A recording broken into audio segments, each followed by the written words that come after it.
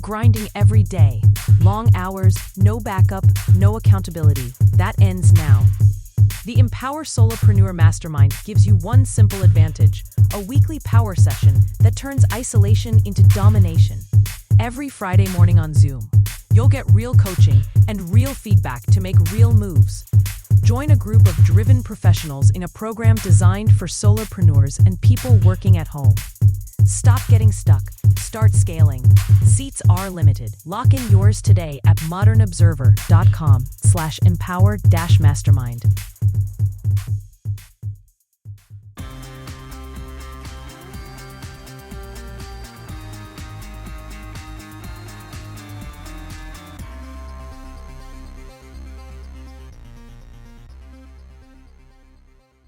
An African peace deal, an attempted bomber caught, Netflix buys Warner Brothers, and more.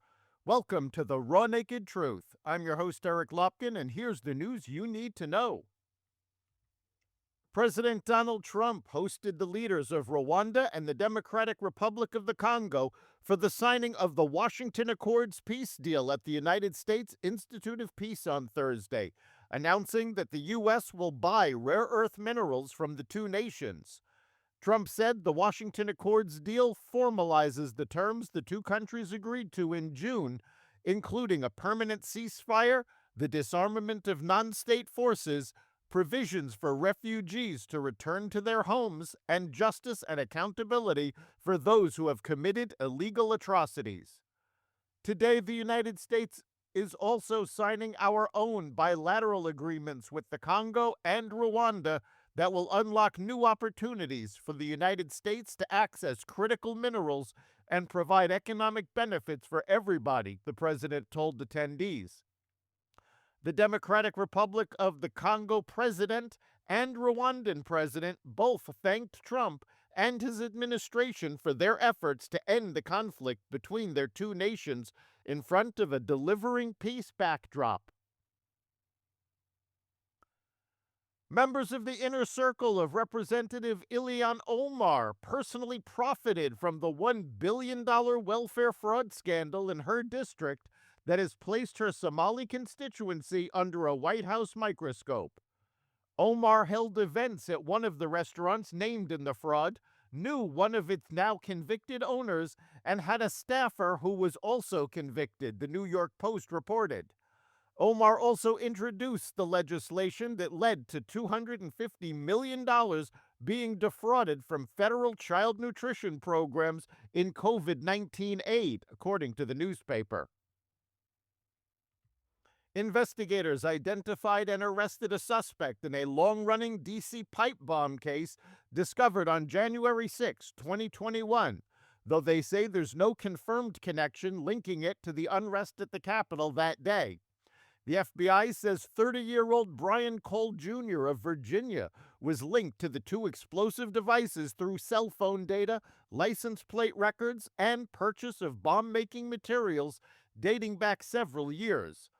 The bombs never detonated, but officials say they posed a serious threat and diverted law enforcement resources.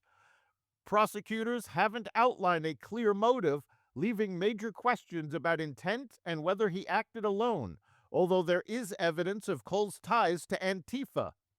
Attorney General Pam Bondi said the investigation into the attempted bombing languished for 4 years under former President Joe Biden's administration. The FBI, along with U.S. Attorney Pirro and all of our prosecutors, have worked tirelessly for months sifting through evidence that had been sitting at the FBI with the Biden administration for 4 long years. Let me be clear, there was no new tip, there was no new witness, just good, diligent police work and prosecutorial work, Bondi said.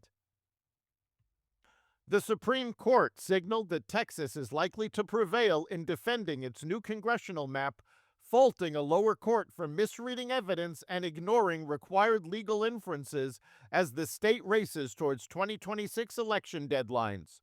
In a brief order that keeps Governor Greg Abbott's redrawn districts in place for now, the court said the district court committed 2 major errors by failing to apply the presumption of legislative good faith when considering disputed evidence, and by declining to draw an inference against challengers who offered no alternative map that met Texas's goals.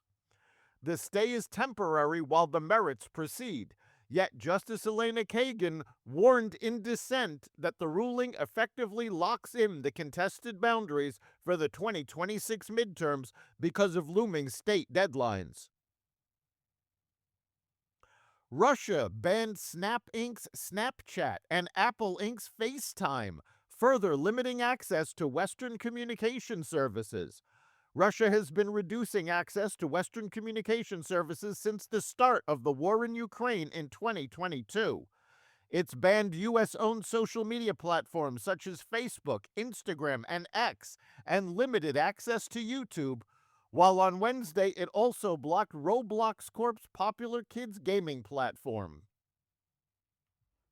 Announced job cuts from U.S. employers moved further ahead of 1 million for the year in November as corporate restructuring, artificial intelligence, and tariffs have helped cut job roles, consulting firm Challenger Gray and Christmas reported Thursday.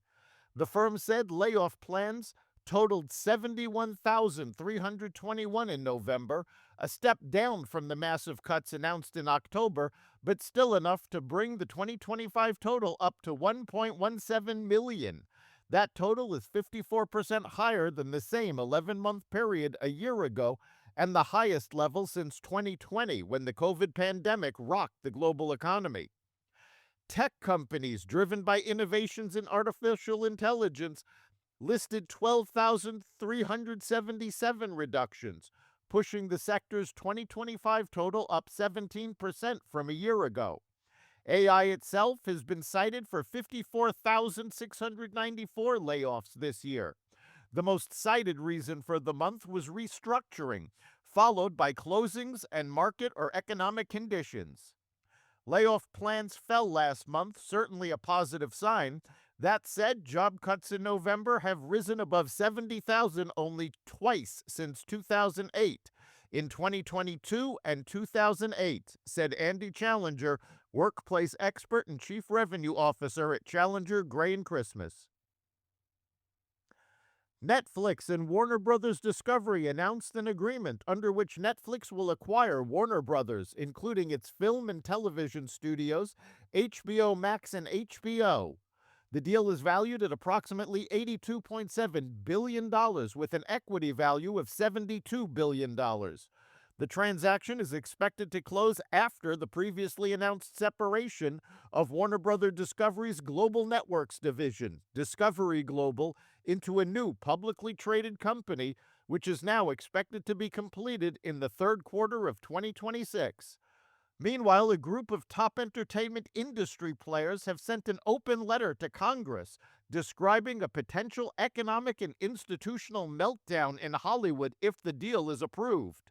The letter was sent via email to members of Congress from both parties on Thursday from an anonymous collective identifying themselves only as concerned feature film producers. The group explained it was leaving the letter unsigned, not out of cowardice, but fear of retaliation, given Netflix considerable power as a buyer and distributor. That's the Raw Naked Truth for December 5th, 2025. You can catch every episode of the Raw Naked Truth Daily News Brief, as well as our sister podcast, Carnivore Radio, with news analysis and commentary, and the rest of the Xvadio Podcast Network at xvadio.com, the Apple Podcast app, YouTube, Rumble, Spotify, iHeartRadio, Audible, Amazon Music, and other platforms that respect freedom of speech. We'll see you next time.